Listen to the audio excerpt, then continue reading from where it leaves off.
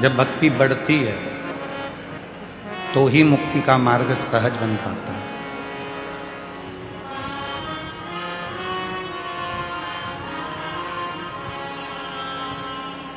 और संसार का ऐसा कोई मनुष्य नहीं है, बेटा उधर के माइक ऊंचा। संसार का ऐसा कोई मनुष्य नहीं है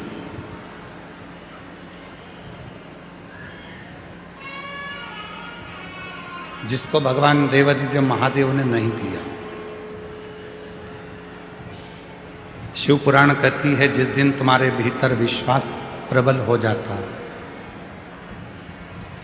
जिस दिन तुम्हारे भीतर विश्वास दृढ़ हो जाता है, उस दिन शिव आपकी झोलियों में खुशियां देना प्रारंभ कर देते हैं।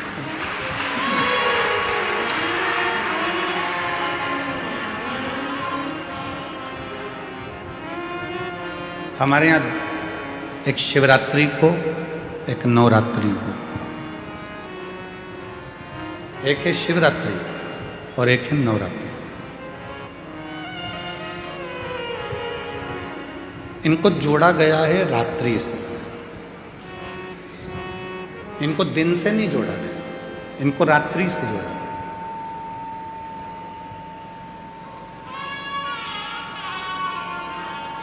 क्यों जोड़ा गया? कि शिवरात्रि कहती है, नवरात्रि कहती है कि हर रात्रि के बाद में एक सुबह आना, उसी तरह हर दुख के बाद एक सुख की घड़ी जरूर आना।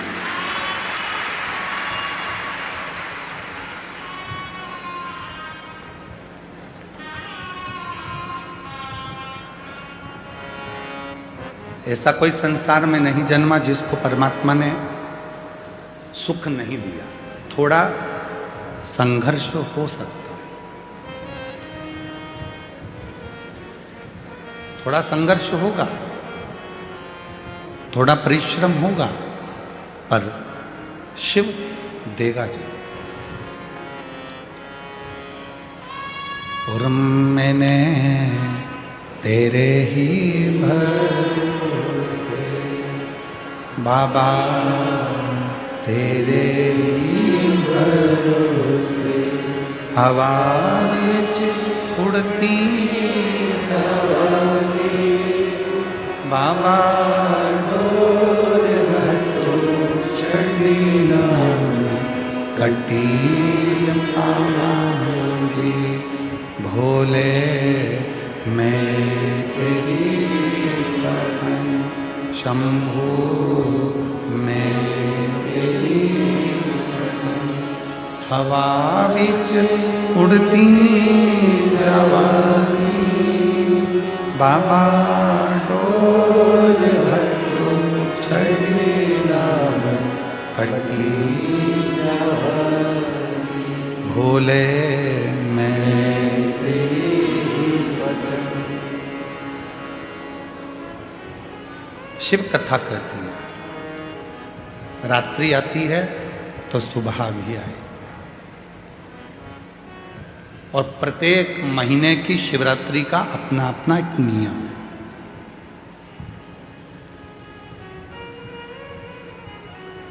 प्रत्येक महीने की शिवरात्रि का अपना नियम।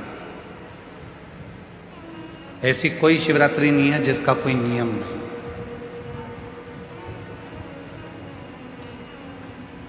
और प्रत्येक शिवरात्रि अलग अलग फल भी देती है।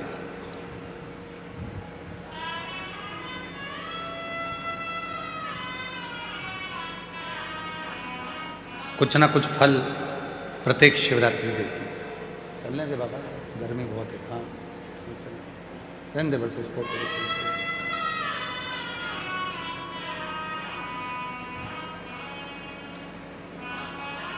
प्रत्येक शिवरात्रि फल प्रदान करती है और प्रत्येक फल अलग अलग। प्रत्येक फल, जैसे महाशिवरात्रि, श्रावण के महीने की शिवरात्रि, कार्तिक महीने की शिवरात्रि, बैसाख महीने की शिवरात्रि। एक शिवरात्रि श्रावण महीने की जिस पे आप और हम पूरा विश्व पार्थिव शिवलिंग का पूजन करता है। करते हो ना आप लोग? ऑनलाइन जम के तो बोलो, सब करते हैं ऑनलाइन पूजन। पार्थिव शिवरात्रि, उस श्रावण की शिवरात्रि पर पार्थिव पूजन आप और हम सब मिलकर करते हैं। पार्थिव वो श्रावण की शिवरात्रि, यदि कभी मौका मिले तो लिंग पुराण को और शिव महापुराण का अध्ययन करिएगा, पढ़िएगा। उसमें वर्णन आता है श्रावण महीने की जो शिवरात्रि होती है, उस शिवरात्रि पर यदि कोई मनुष्य भूलवश भी मट्टी के भी यदि ढेले को उठाकर उस पर जल चढ़ा देता है तो उसके घर में कभी संपदा की कमी नहीं आती।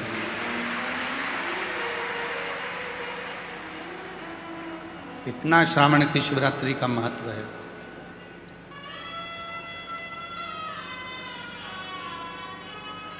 अब दुनिया के लोग केवल महाशिवरात्रि को मानते थे, सावन की शिवरात्रि किसी के स्मरण में नहीं रहती थी। और जब सावन की शिवरात्रि स्मरण में नहीं रहती थी तो वो सावन के महीने में ऐसे ही निकल जाती थी। पर जब से शिव भक्तों ने शिव महापुराण की कथा को सुनना प्रारंभ करा, कथा श्रवण करना जब प्रारंभ किया, तो उनके स्मरण में ये शिवरात्रि की महत्वता आई। और शिवरात्रि की महत्वता आई तो आज पूरे भारत में आप जरा विचार करिएगा, कोरोना महामारी आने के बाद एक एक व्यक्ति को धन से जूझना था, एक एक व्यक्ति को कष्ट झेलना था, क्योंकि कोरोना ने हमारे संपूर्ण विश्व को नीचे की ओर ले जाकर धकेल दिया। पर संपूर्ण देशवासियों ने जब भगवान शंकर की आराधना, एक लोटा जल और श्रावण के महीने की शिवरात्रि की पार्थिव पूजन करी और अपना संघर्ष, अपनी मेहनत, परिश्रम सबने जो करना प्रारंभ करा, तो आज हमारा भारत फिर उन्नति की ओर बढ़ गया।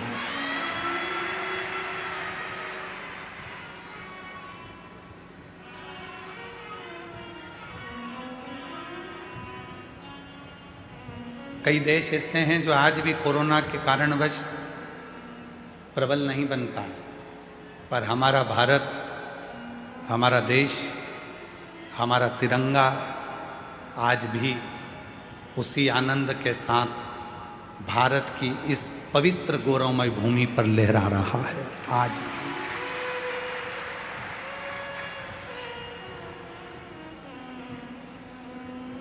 कोरोना के बाद कई देश ऐसे हैं, आप लंका को देख लो, आप अन्य देशों को देख लीजिए जो इनकी हालत खराब हो गई कोरोना के बाद।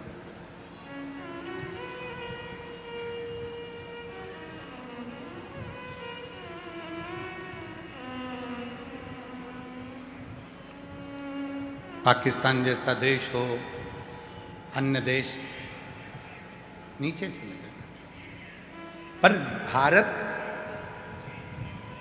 आज भी उसी आनंद के साथ खड़ा है।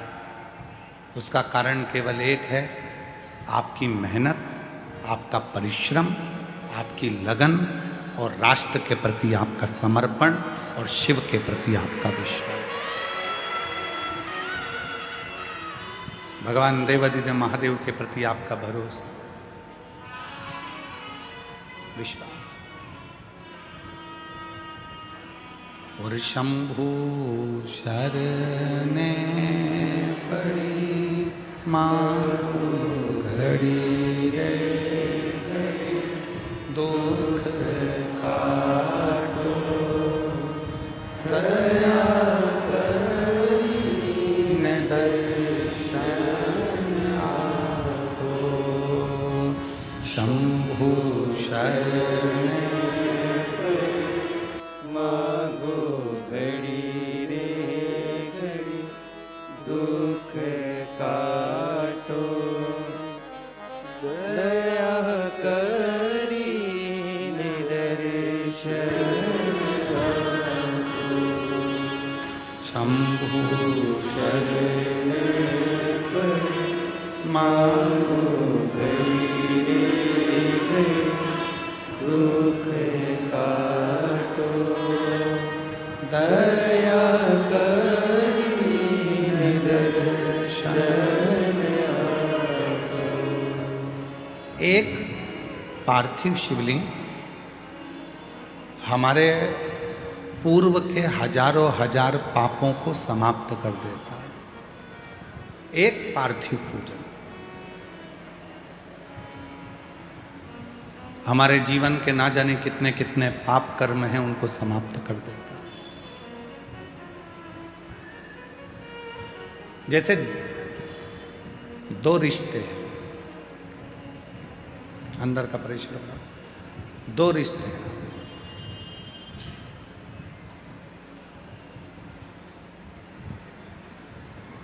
एक आपका परिवार से रिश्ता, इसकी एक उम्र होती है।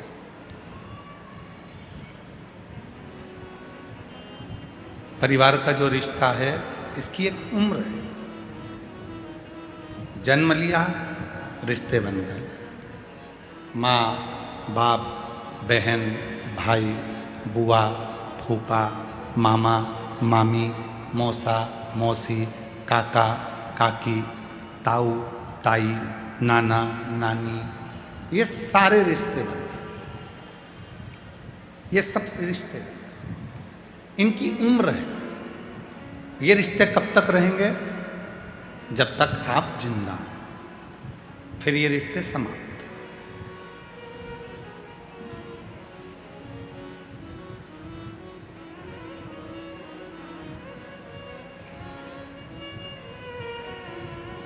वो रिश्ते फिर समाप्त हो जाते हैं।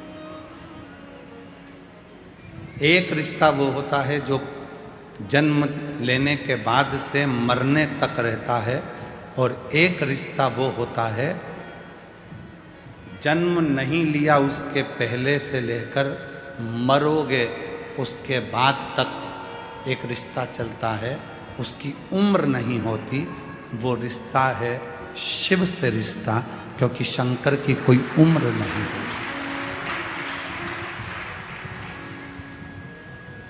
संसार के लोगों की उम्र है,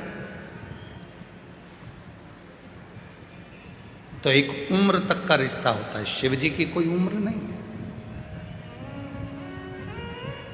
आप कहोगे कि भोलेनाथ जी की उम्र का अंदाजा कैसे लगा सकते हैं, तो आप खुद जरा विचार करिए। सती माता प्रसूति के गर्भ से जन्म लेती हैं और गोदी में माता सती हैं। 33 कोटि देवताओं को बुलाया गया, उसमें भगवान देवाधिदेव महादेव आकर खड़े हुए। सती मैया शिव जी को देख रही हैं, शिव सती को देख रहे, सती शिव को, शिव सती को देख। रिश्ता। अब सती माँ गोदी में है और भोलेनाथ जी का विग्रह, भोलेनाथ जी का स्वरूप कितना विशाल। किसने जाना?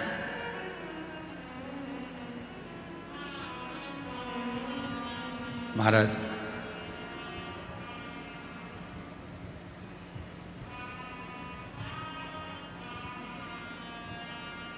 जब भगवान देवाधिदेव महादेव का विवाह सती जी के साथ में हो रहा था, तो सती जी से प्रसूति माता ने कहा था, जरा एक बार शिव जी से उम्र तो पूछ ले सती, जिससे तू विवाह करने जा रही है। एक बार उम्र तो पूछ कि शंकर जी की उम्र कितनी है। सती मैया ने शिव जी के सामने हाथ जोड़कर कहा कि आपकी उम्र कितनी है। शिव जी कहते हैं, सती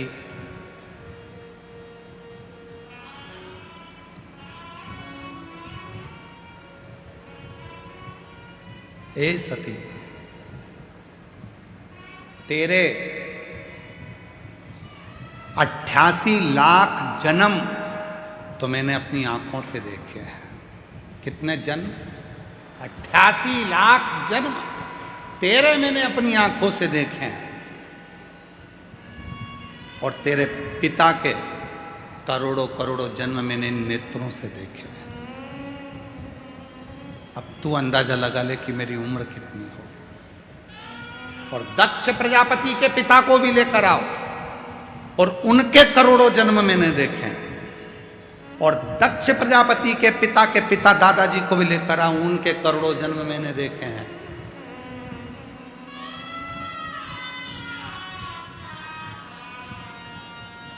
तो सती ने कहा, आपकी कोई उम्र नहीं है कि आप 50 साल, 60 साल, 100 साल, 80 साल, 90 साल, 1000, 5000, जैसे कहा जाता है राम जी महाराज की इतनी उम्र थी, भगवान कृष्ण की इतनी उम्र थी, इतनी उम्र के ये थे। तो क्या आपकी कोई उम्र नहीं? आपकी कोई उम्र नहीं? सती, यदि मेरी उम्र होती तो मैं केवल संसार के लोगों से संसार के बीच में रहकर ही रिश्ते रखता। मेरी उम्र का ठिकाना नहीं है, क्योंकि मैं अमर हूँ। इसलिए जो जन्म लेता है, जो मेरा होता है, जो जन्म नहीं लिया, माँ के गर्भ में भी आया, तब भी मैं उसका साथ देता हूँ। बाहर निकलता है तो भी साथ देता हूँ, मरता है तो भी साथ देता हूँ, मरने के बाद भी साथ देता हूँ। एक रिश्ता, एक संबंध जो मुझसे दुनिया के लोग जोड़ लेते हैं, वो संबंध वो प्रबल संबंध होता है कि वो संबंध कभी खत्म नहीं होता, समाप्त ही नहीं होता। और कोई पिछले जन्म के अच्छे कर्म मुझे बाबा तेरा साथ मिला। कोई पिछले जन्म के अच्छे कर्म मुझे बाबा तेरा साथ मिला। जहाँ सारी दुनिया झुकती है, जहाँ सारी दुनिया झुकती है, मुझे वो आली दरबार मिला, दरबार मिला। कोई पिछले जन्म के अच्छे कर्म मुझे बाबा तेरा साथ। कोई पिछले जन्म के अच्छे कर्म मुझे बाबा तेरा साथ मिला। जिसने जान लिया, जिसने वेद को, शास्त्र को पढ़ा है, ध्यान करा है, स्मरण करा है, वो जिंदगी में पहचान गया कि शिव है क्या।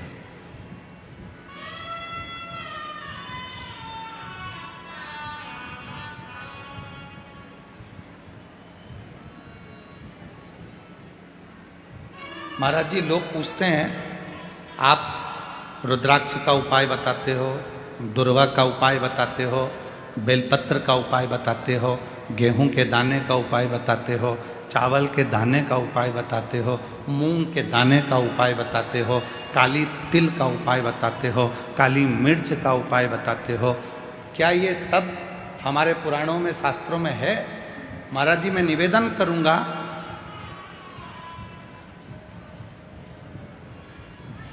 फ्रांस के राजा नेपोलियन ने अपनी वाणी में एक शब्द कहा।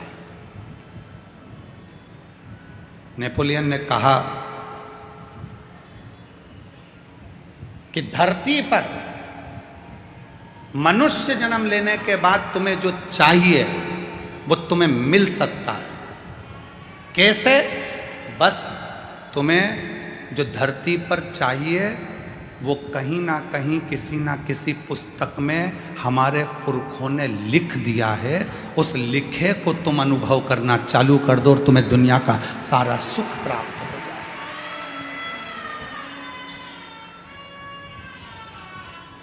महाराज,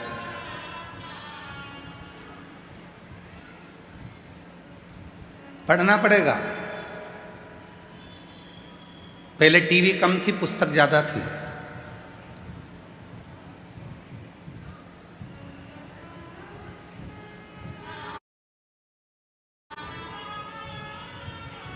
पहले टाकीज कम थे, लाइब्रेरी ज्यादा थी। पहले लैपटॉप कम थे, पुस्तकें ज्यादा थी। पढ़ना पड़ेगा, पढ़ो, अध्ययन करो, एक एक पुराण का अध्ययन करो, पढ़ो। और जिस दिन तुमने पढ़ना चालू कर दिया, हम फिर कहेंगे गीता प्रेस गोरखपुर की सारी पुराणे अपने घर में ले आओ, रोज प्रतिदिन एक एक पुराण का अध्ययन करा करो कि सियोर वाला बाबा दुर्वा चढ़ाने का बोला है तो कहाँ से बोला है, उसको पढ़ो, मिलेगा तुम्हें। अध्ययन करो, कौन सी पुराण से बोल रहे हैं मालूम पड़े, अध्ययन करो। सब कुछ लिखा है हमारे वेद व्यास जी ने पुराणों में, ऐसी कोई चीज नहीं है जो पुराणों में या शास्त्रों में वर्णन नहीं करे। 18 पुराण, 6 शास्त्र हमें जो दिए गए हैं, 4 वेद जो हमको दिए गए हैं, अच्छे अच्छे विद्वानों ने अपनी अपनी पुस्तकों में बहुत कुछ हमको दिया है। हम उनको छोड़कर, उसके बाद भी हम अपना सनातन धर्म छोड़कर दूसरे धर्म की पुस्तकों की बड़ाई करें तो चुल्लू भर पानी में डूब मरो।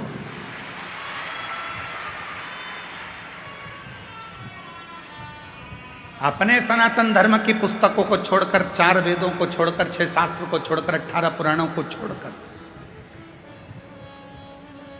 और हमें दूसरा धर्म यदि पसंद आ रहा है कि उनकी उसमें ये लिखा था तो उनके उसमें ये लिखा था तो उनके उसमें ये लिखा था, हमारे पुराणों में, हमारे शास्त्रों में, हमारे वेदों में कम लिखा है।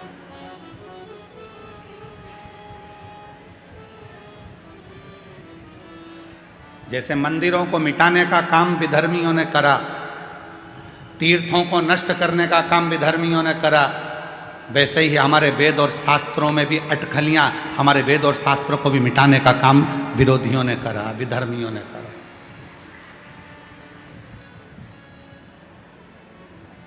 पढ़ता नहीं है व्यक्ति, बस कह देता सियोर वाले महाराज जी ने कहा था, ये करा वो करा, सियोर वाले महाराज जी ने बोला था कि बेलपत्र को ऐसे चढ़ाना, ऐसे। एक बेलपत्र की डंडी की दिशा की भी मूलता रहती है कि डंडी कहाँ रखना।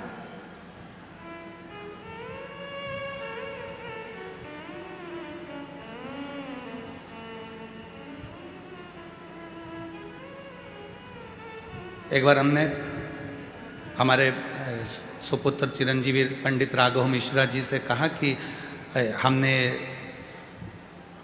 शिव पुराण में पढ़ा है कि बेलपत्री की डंडी का मुख संतान के लिए चाहिए तो उसको इस तरह से रखा जाता है, और बीज की पत्ती का मुख ऐसा रखा जाता है। जरा इसका असर होता है क्या? कोई ऐसा शास्त्र है क्या? कोई ऐसा साइंस है क्या? तो हमने कहा तुम्हारे गूगल में सर्च करो, क्या वो साइंस है? तो पंडित राघव मिश्रा जी ने उसको निकाला और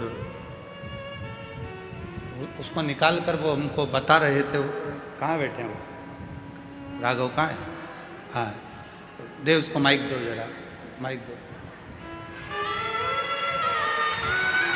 वहीं से बोलो। हाँ, वहीं से।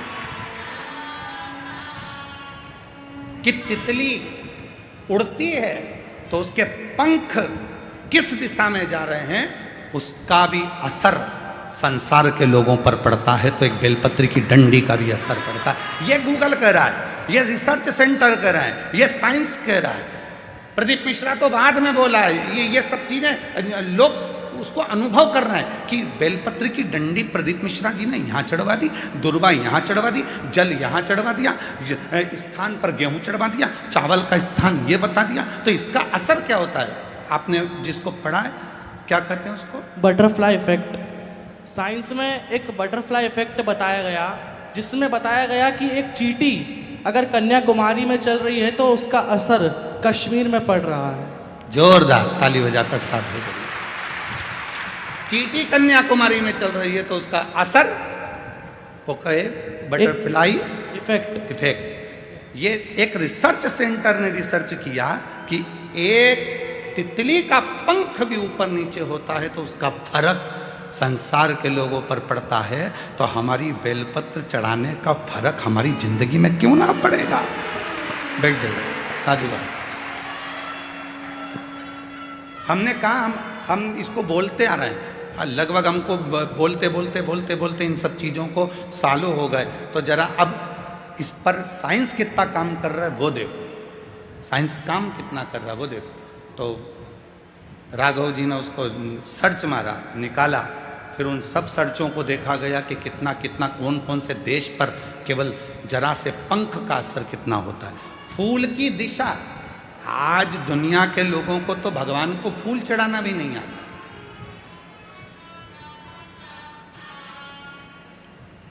हम आपसे पूछें कि शिव जी को फूल कैसे चढ़ाया जाता है, हम आपसे पूछें कि भगवान को फूल कैसे चढ़ाया जाता है, तो आप फूल दे जरा।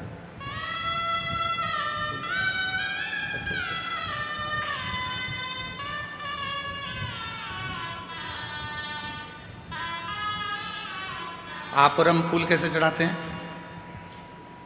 शंकर जी पे या देवता पे फूल ऐसे चढ़ाएंगे कि फूल का जो मुख है वो अपनी ओर रखेंगे, अपनी ओर। और डंडी का मुख कहाँ रखा? भगवान की ओर, क्योंकि भगवान जब बैठे रहते भगवान के सामने आप इस तरह से उसको श्रृंगार के भाव से जमा देते हो, भगवान के सामने ऐसे चढ़ा देते हो। अब भगवान है यहाँ, फूल चढ़ा रहे हो, मुख उधर और भगवान बैठे इधर।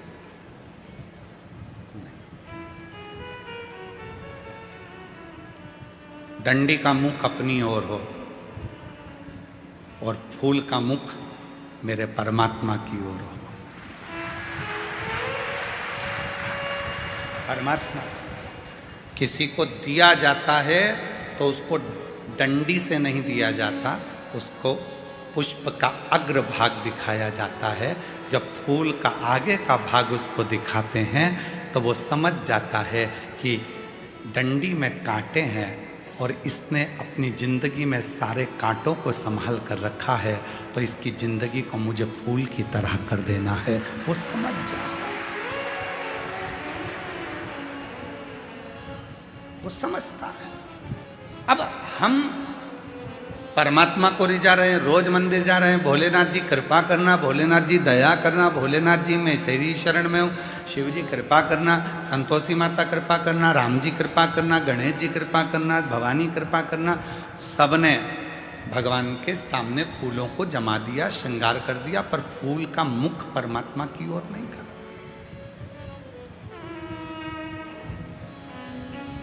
हम क्या सोचते हैं कि फूल जो भी मंदिर देखे उसको अच्छा लगना चाहिए, उसको ये नहीं देखा कि भगवान को अच्छा लगा कि नहीं लगा, अपने को अच्छा लगना चाहिए। और फल हमें मिला नहीं, पूरी जिंदगी हो गई। 3 चावल के दाने का महत्व हमने पहले कहा था। एक रात्रि को 9:15 पर करने वाला उपाय हमने पहले कहा था। आज दुनिया के लोग वो रात्रि के 9:15 वाला जब उपाय करते हैं तो उनको उसका फल क्यों मिलता है? एक पत्र आया, अभी हम पत्र ज़्यादा पढ़े नहीं क्योंकि थोड़ा समय ज़्यादा हो गया था। 2 पत्र पढ़े हैं, अभी पढ़ेंगे जब बीच में कहीं भजन वजन आएगा तो उसमें हम पढ़ लेंगे। तो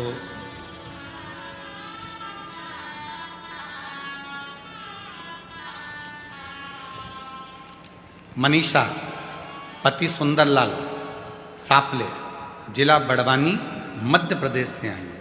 कहीं बैठी हो, आप ही हैं, आ जाओ एक बेलपत्र ले जाना। मनीषा पति सुंदरलाल सापले, जिला बड़वानी, मध्य प्रदेश से आई हूँ। मेरे पति भगवान पर विश्वास नहीं रखते थे। मैं जल चढ़ाने जाती थी तो चिल्लाते थे, मगर कुबेर भंडारी की ऐसी कृपा हुई कि मेरे पति अब मेरे साथ 1 लोटा जल चढ़ाने मंदिर जाते हैं। 1 लोटा जल की महिमा क्या बताऊं गुरुजी। पति ने विश्वास कब करा? जब मैं अपने पति को जल चढ़ाने के लिए लेकर चली गई। पति की पूरी उम्र निकलती चली गई, 45 साल की आयु हो गई और मेरे पति ने मुझसे शर्त लगाई। तेरा सीहोर वाला बाबा कहता है कि बेलपत्री पर शहद लगाकर चढ़ाकर जाओगे, सफलता मिलती है। क्या मेरी 45 साल की उम्र में सरकारी नौकरी लग सकती है? पत्नी ने कहा, वो सीहोर वाला बाबा नहीं है, शिव कथा करता है, तुम मेरे साथ आज चलो। पहली बार मेरा पति शहद की बेलपत्र लेकर शिव के मंदिर गया। बेलपत्र चढ़ाने का तरीका जो आपने बताया था वैसा की वैसा ही करा, और आज मेरे पति की 45 वर्ष की आयु में सरकारी नौकरी लग गई। मैं बाबा को यहाँ धन्यवाद देना चाहिए। 45 वर्ष की आयु। आप कहते हो गेहूं के दाने अशोक सुंदरी वाली जगह पर चढ़ाने से वैभव बनता है।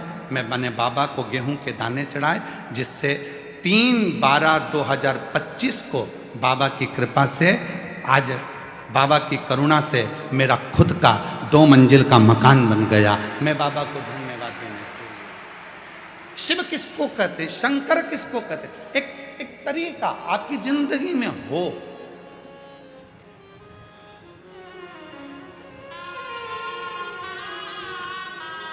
हमारा चिकित्सा विभाग कहता है दूध पीना है तो दूध को पीने के लिए खड़े होकर पिया जाता है, और पानी को पीना है तो बैठकर पिया जाता है, शरीर के लिए ठीक होता है। उसी तरह शिव को जल चढ़ाने का भी तरीका होता है, तो शंकर को पुष्प चढ़ाने का भी तरीका होता है, तो शंकर को चावल का दाना चढ़ाने का भी तरीका होता है। ये दुनिया के लोग जितना विरोध करना है इनको करें, पर उस विरोध का हल जब निकलेगा जब आप खुद अपनी पुराणों में अध्ययन करोगे कि सीहोर वाले महाराज ने बोला, तो बोला कहाँ से, उसका अध्ययन करो, उसको पढ़ो।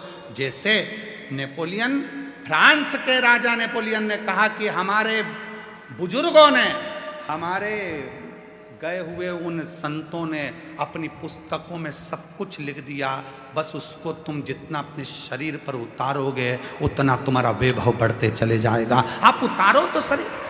हम केवल मोबाइल तक रह गए, हम केवल लैपटॉप तक रह गए, हम केवल टीवी तक रह गए, पर हम पुस्तकों को छोड़ दिए, हमने पढ़ना छोड़ दिया, हमने अध्ययन करना छोड़ दिया।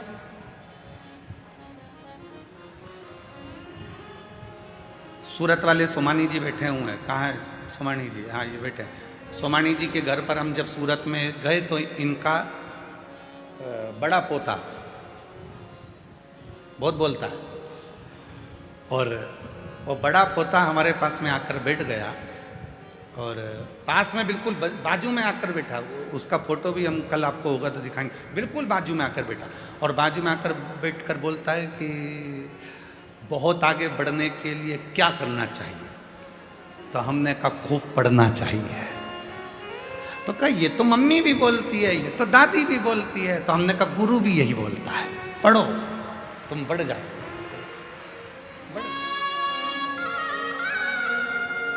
आगे बढ़ने की सबसे बड़ी कुंजी, चाबी है तुम्हारा पढ़ना। केवल विरोध करना नहीं, उसको पढ़ो।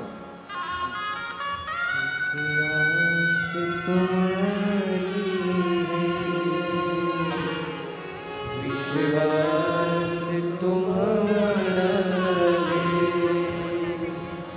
भोले बाबा सुन भी लो, ये मेरी कहानी है।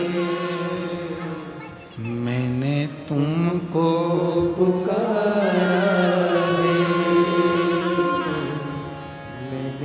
तुमको पुकारा है, भोले बाबा सुन भी लो,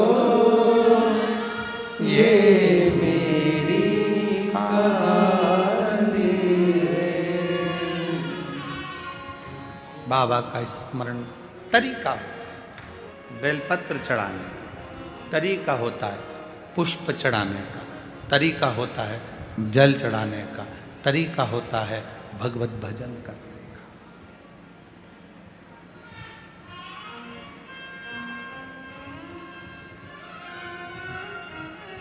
सारे तीर्थों में जाइए,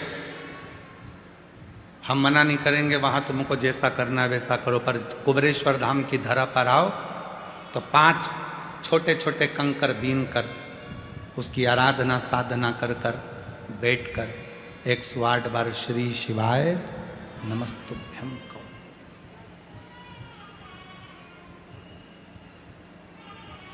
एक कंकर को अपने साथ ले जाओ, 4 कंकर छोड़ जाओ, झोली पसार कर प्रणाम कर कर उसको विनय करो कि बाबा तुम्हें मेरे साथ चलना है, बेटी बहुत दुखी है, उसके दुख को हरना है, तुम्हें कृपा करना है, तुम्हें उससे भी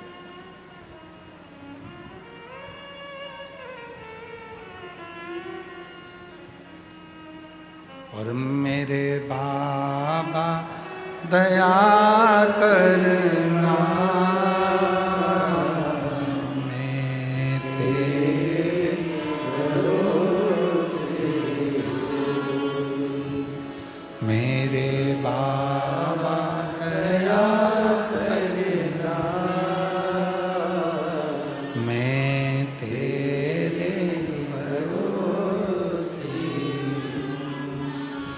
ना घर के भरोसे हूँ, ना परिवार के भरोसे हूँ,